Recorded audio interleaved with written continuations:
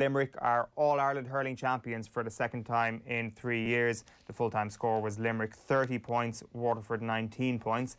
And I'm delighted to say we are now joined by Ciarán Carey and Paddy Stapleton. Good morning to you, lads. Thanks a million for taking the call. Good morning. Thanks a million. Ciarán, how good does it feel to be from Limerick this morning? Yeah, fantastic, really. And I suppose it's with the longevity of 24 hours, being at the match and sitting back and taking stock. It was a thing of beauty yesterday watching them, their performance. And, you know, especially with the coronavirus coming in, there was a lot of talk in the hurling industry about the 4 quarters. And, you know, just watching Limerick yesterday, they dominated the 4 quarters from start to finish. So it's great to have 2 All-Irelands, as you said, in the space of 3 years. But not only that, but being league champions, Munster champions and All-Ireland champions. And when you think of that, straight away you think of greatness and historic. So, you know, it was a great feeling this morning. Is it sweeter than 2018 in some ways? I think it is. I think it is. It's because I suppose the whole thing was done and dusted in 5 to 6 weeks. And, you know, this time last year I would have met a few players myself after the match above the All-Ireland. And I could tell by chatting to them and by their face, you know, that they felt last year they let one slip as well. We don't want to sound too greedy. But, you know, yesterday, you know, it was a very workmanlike. It was very honest. It was very genuine. And you know, from the get-go, you know, you had about 3 or 4 ups in the space of about 5 or 6 minutes. Limerick came out with each of them and you know, they showed their conviction and their intent from the very start yesterday. So talk us through how you celebrated yesterday. Where did you watch it? And I suppose it was a few socially distanced happy hours, I guess, for you afterwards. And for, I suppose, on the phone to people. Was that how it was, Ciarán, for you? Yeah, actually, I was lucky enough and blessed enough to be at the match. I was doing a bit of work for Limerick 95.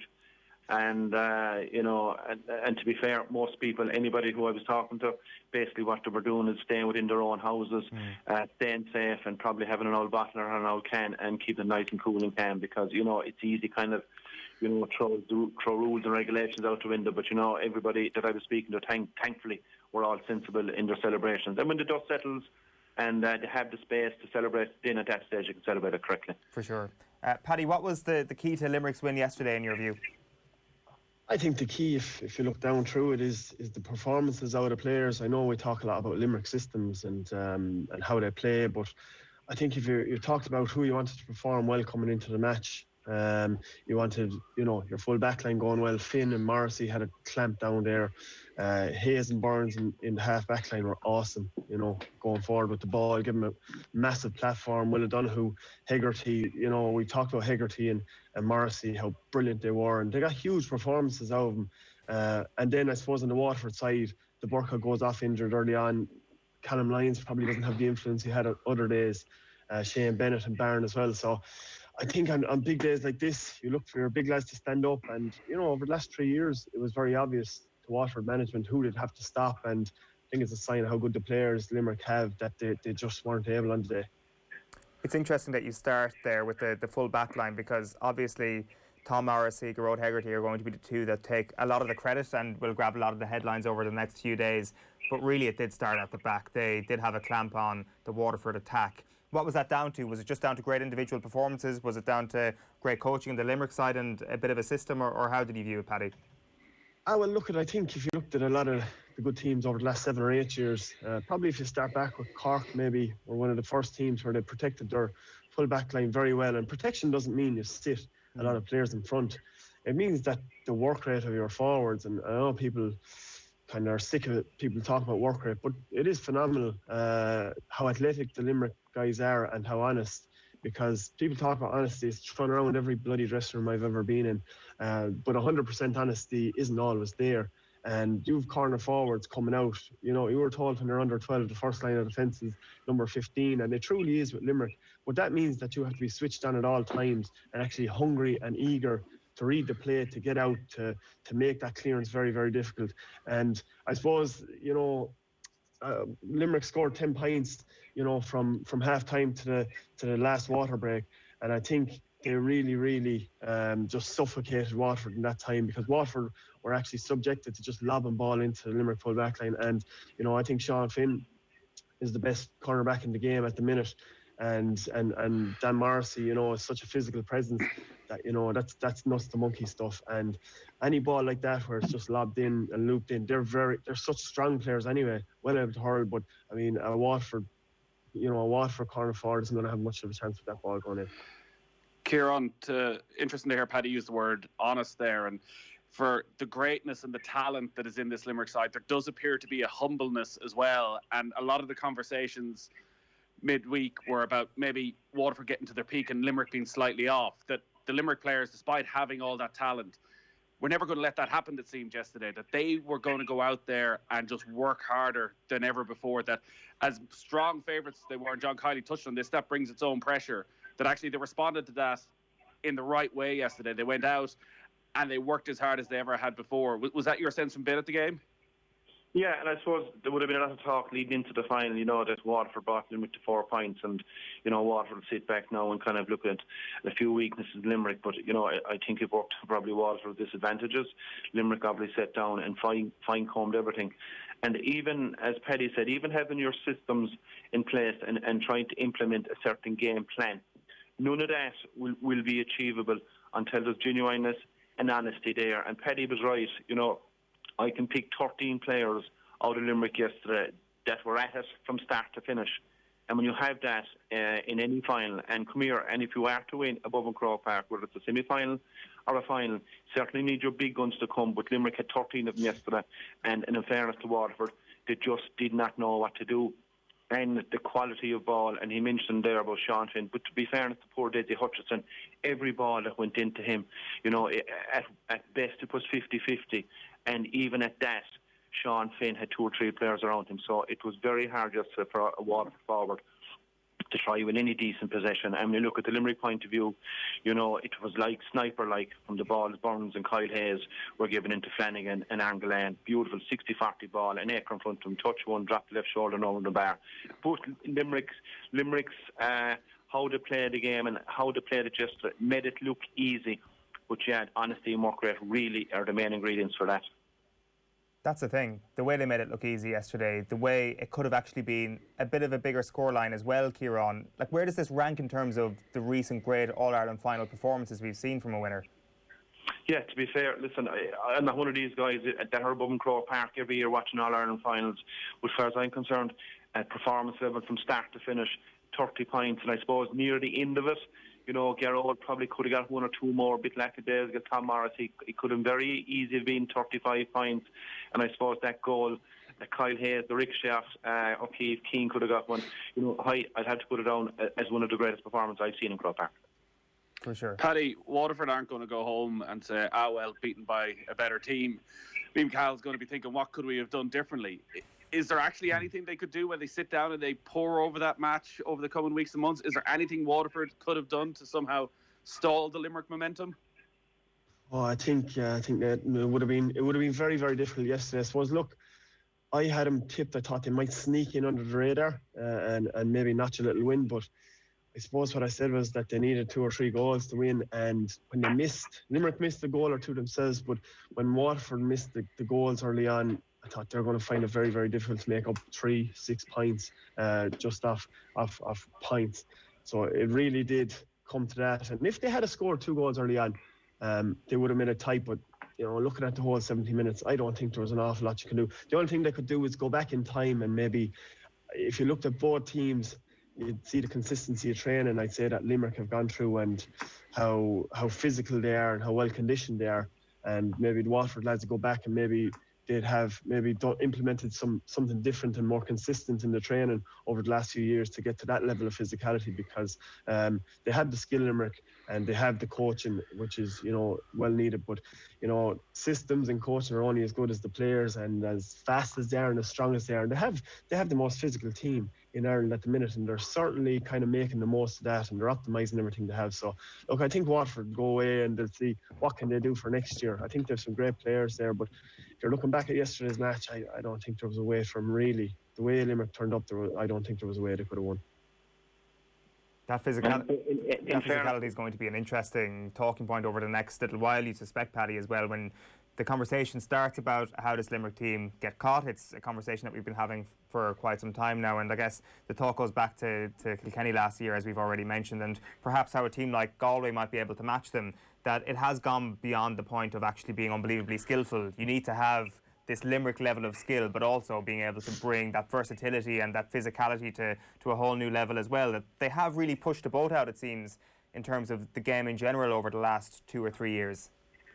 Yeah, I think there were teams. Sorry, Ciarán. There were teams. I suppose when we played, Kilkenny were very physical. We were physical. Then Galway took that on. But I think Limerick are so efficient with it. I think the criticism is that they're a bit mechanical. A bit like Dublin. But I don't see it like that at all. I think it's a huge win for teamwork. And we think back to the great Watford teams and shots over the shoulder and pumping to the crowd, and they were brilliant teams as well. But I suppose this is the anti-form of that, and this is a real win for what we can do as a collective, and nobody taking the stupid option. While people at home are probably saying, "Oh, I want to see goals, I want to see crazy skills being done." For me, I think that's a beauty all in itself, in that they're working together through the lines, and what the full forward line does impacts on Nicky Quaid on the other side, and I think it's great to see. I think that's the really terrifying thing, almost from everybody else's perspective, Ciarán, is just how young and how physical they are, how young they got that first All-Ireland and how young now they have got their second All-Ireland. And that is the sort of fertile ground that you're looking for if you're looking at a team that can go on and build a bit of a dynasty. You must be unbelievably excited. I know it's all about the here and the now and celebrating the All-Ireland that has just happened, but it must be unbelievably exciting from a Limerick perspective to see the potential that these guys still have to win next year and the year after. And I know the comment around comparing it to Dublin has been something that's come up time and again over the last couple of months, but they're not a million miles apart, those two conversations. No, they're not. And come here, I would have thrown that one out fairly early myself in 2018, because you could see what's manifest. This squad, they're together for the last 6 years. Joe O'Connor came in. He's had about 5 years strengthening and condition done with him. Mikey Kiley's after taking over. You've the Paul Kinnerk factor. He's about 4 to 5 years with him. And when you compare that to poor Liam Cahill, he's only on year one. And Limerick are perfecting how they play during that generation for the last 5 years. And, it's only better and better they're getting, and they're tweaking it. And, the mantra with Limerick is it's possession-like, and they don't give it away cheaply. And everybody know their role. Like, number 2 isn't, marking 15. He's marking the space, he's marking the grass. And they seem to have it perfected. And unless you can match him with the physicality, the power, the pace, you're going to struggle. Paddy, can you talk a little bit about the coaching then of Paul Kinnerk and of John Kiley as well? Because you look at the strength and conditioning, and maybe that's a key reason, the strength and conditioning, that actually yesterday when Limerick, every time they had the ball, it felt as though they timed, they'd space, they could lift their head. And then from there it looks very simple, because they have that time and space to pick out a straightforward pass. And it almost feels as though, Waterford aren't anywhere near that level, because it's such a straightforward game plan from the outside. But to get to that level of simplicity, how difficult is it from a coaching point of view? Yeah, I think they say sport and hurling is a simple game, but it's all, it's only simple when you have, as I said, you have the players, most importantly, and then the coach can do their work, and the fitness instructors or whoever, S&C, can do their work as well. But it looks simple because, a Watford guy tries to break a tackle, and it's nearly as simple as this now. Watford guy tries to break a tackle. He's probably not as strong as the Limerick fella he's going against. Therefore, he can't get his arms free. I don't think the support work in Watford guys was as good as the Limerick. So there wasn't a man off the shoulder who's coming to release into space. And really what you want to do in hurling anyway, since I've been playing, is you want to break the tackle, pop the ball onto a guy who's free, who can look up. And then as he's looking up, there's guys moving left and right inside with great movement, which Limerick full forward line have, and they're getting the ball in space. And if you have that, their training age now is at a very good. They've a base covered, as Ciarán said. They've a great structures underage, so they're physically excellent. But they know their game plan too, and they're able to work the passes, triangular passes, stick passes. I don't know that I see a stick pass going to the ground, and people think, let's get every ball to hand. I see a lot of clubs trying to do it, where they're saying, stick the ball to hand, but it's an incredibly hard thing to do. That's one thing, but then they know their options are very good out the field. They know when to hand it off to each other. But ultimately, what they're doing is they're working it into a space where a striker out the field can nearly plant his feet, certainly have a look up, and put the ball into a well-moving full forward's hand. And look, they've done it very well the last few days. But as I said, without those players, the coaching, there's a lot of great coaches out there, but if you don't have players like that, and once in a generation players, then it's not really possible to bring that as consistently as Limerick have. And is that getting better, Paddy? Like, are you noticing that it's actually at a more of a cutting edge than it would have been even 2 years ago? Obviously, the players are a bit older and they're probably a bit better, but in terms of their efficiency, in terms of how slick they look as a coached unit, is it better and is it getting better? I think Limericks are. I think Limerick, as Ciarán said, are refining it, whereas you have Watford have come in and, in fairness, Liam Call and Mikey Beavens and their backroom team, they've only had the last few months and maybe only the last 2 months where it's actually contact training, where they can really put it out in the field. So, over time you build up that trust, and as long as you can keep it fresh, and I think looking at John Kiley, he's kind of narky, in a good way. I think last year's semi-final loss, I think in the long run could be a massive thing for Limerick, and it actually could spur them on, because even yesterday when they were being interviewed after the match and on the Sunday game, you could sense that they weren't content and that they're disappointed that they don't have 3 in a row now, and I'd say that'll be a huge motivating factor for next year.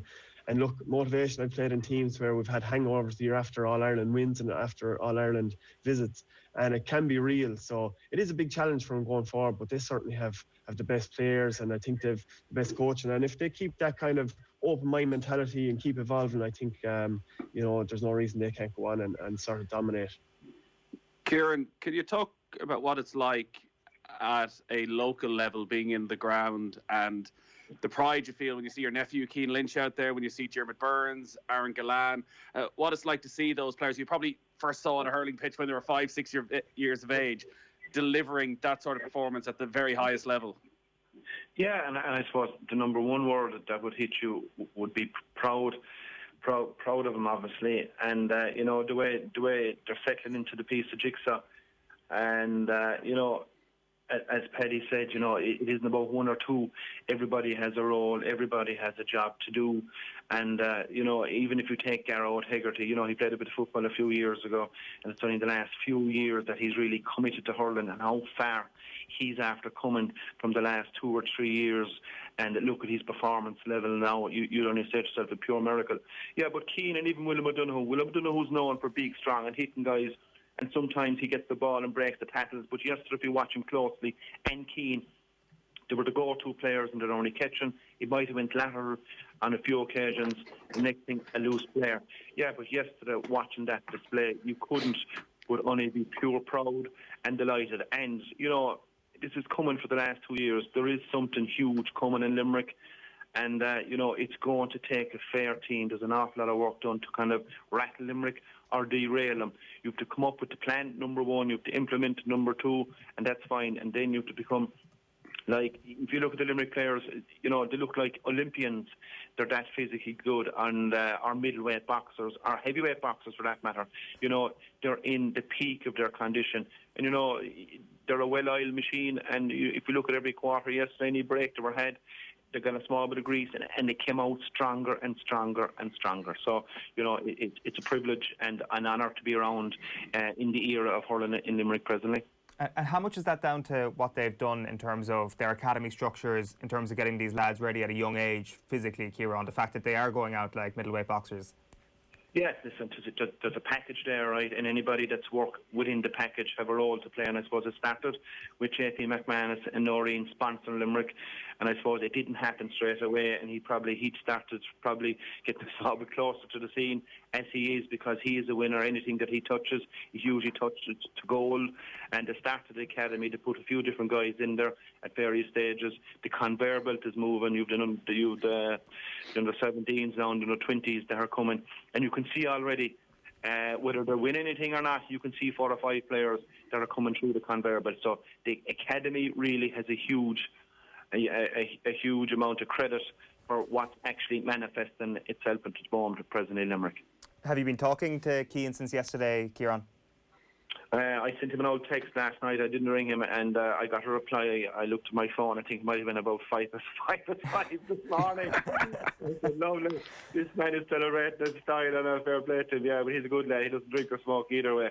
But yeah, he's cool, he's composed, and you said it there a while ago. Not only him, you know, when you lose, you need to be humble when you lose, and when you win, you need to be humble when you win. And you know, this group of players, you know, that ingredient you could throw to their personality. You know, they're all humble guys. They have their feet on the floor, and you know, they're acutely aware that something has happened in Limerick. They're also acutely aware you need to say it here while the sun shines. This doesn't happen all the time. So I'm hoping they will be rewarded fully for their efforts, and hopefully they'll maximise their potential even to another level in the next 5 to 6 years. It was a brilliant captain speech by Declan Hannon yesterday. We'll play that in a moment, but he touched on the Limerick people who passed away this year, some of the supporters who couldn't be there yesterday, who weren't around to actually watch this amazing moment, another amazing moment for Limerick sport. Like, a lot of people have gone through tough times this year. Unfortunately, your family is one of them as well. I'm sure people out there are aware that you lost your brother a couple of months ago, Ciarán, and obviously for Cian as well, trying to play through that over the last couple of months, I'm sure was unbelievably difficult. And I think before this championship, there was a very fine point made on how important having GEA might be to people all around the country for their mental health or whatever. I'm not sure how much of a fine point you can put on that, and having just this little note of positivity at the end of a very tough year, Ciarán. Yeah, without a doubt. And listen, our family is just one of how many families, really. And yeah, it's about 6 or 7 weeks ago. And, you know, and it even took me a bit of time to kind of get Dalgraw for the hurling again, because obviously it wasn't the priority. Yeah, but I have to say, even for myself personally, yeah, it was a great help and a sense of comfort, and it just takes you away from the emotion and grief that one would be going through. Yeah, and great credit would go through to Cian. Yeah, for keeping his head and keeping his cool, and in the middle of all of that, and going out and kind of staying focused and managing to come up with a few performances as well. So yeah, in a whole, you know, it was great to have the hurling, fantastic, as you said, rightly said, for mental health, and even the supporters at home to be sitting down and watching the game of hurling. So actually, it was huge. It was hugely beneficial for people, and it was hugely beneficial for anybody that's following the GA industry. Great for their own well-being and their mental health. And as I mentioned there, Declan Hannon did touch on that very theme in his speech yesterday. Let's have a listen to some of that. To Waterford, I know it's a lonely place to be at the minute, but lads, we have huge respect for each and every one of you. Your management team have done phenomenal this year. You're a fantastic team, fantastic ambassadors for Waterford, and no doubt we'll meet you again next year. I want to pay a special mention to Milford Hospice. We had great fun throughout the first lockdown, hitting the wall for Milford Hospice and raising much needed funds. So lads, thank you for all the work that you do. I want to mention the frontline staff who've worked so tirelessly during this pandemic. The respect that we have for you all and going out there each day to keep us safe is absolutely fantastic. It doesn't go unnoticed by us. So thank you very, very much.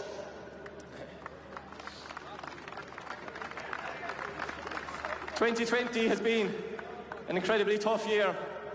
Businesses have been closed, people have lost their jobs. I know a lot of loved ones have passed away this year who really love to be here. To those families, we think of you every single day. You inspire us.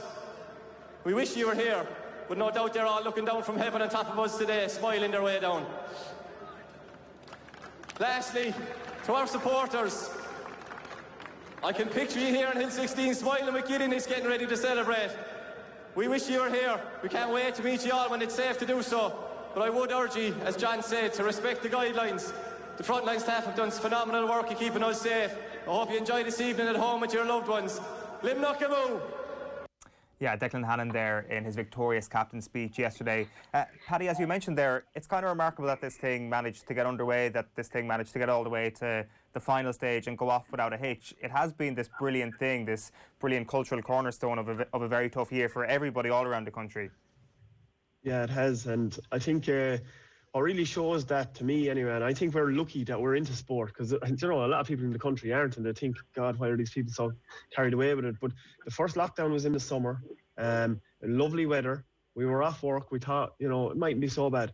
but I found it horrendous. Whereas this lockdown, I suppose work was one thing, but every weekend you had your Saturday and your Sunday, and it absolutely filled with sport. And thankfully for us, hurling. And to me, like somebody, and people always say, oh sure, look, sport isn't life and there's a lot more things important. Well, there is, but the medium in which we live life is through sport a lot of the time. That's what we talk about. That's why we meet up, actually, you know, if we're involved in teams or whatever it is we do with sport.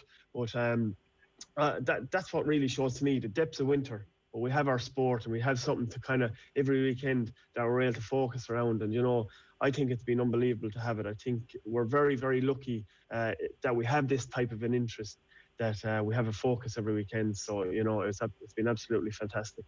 Yeah, very fortunate indeed. Just a couple of final rapid-fire questions almost, lads. Paddy, just to you on Waterford and where they go from here. Will they be back next year, and how close they can be? I mean, a lot of people didn't see this year coming from Waterford.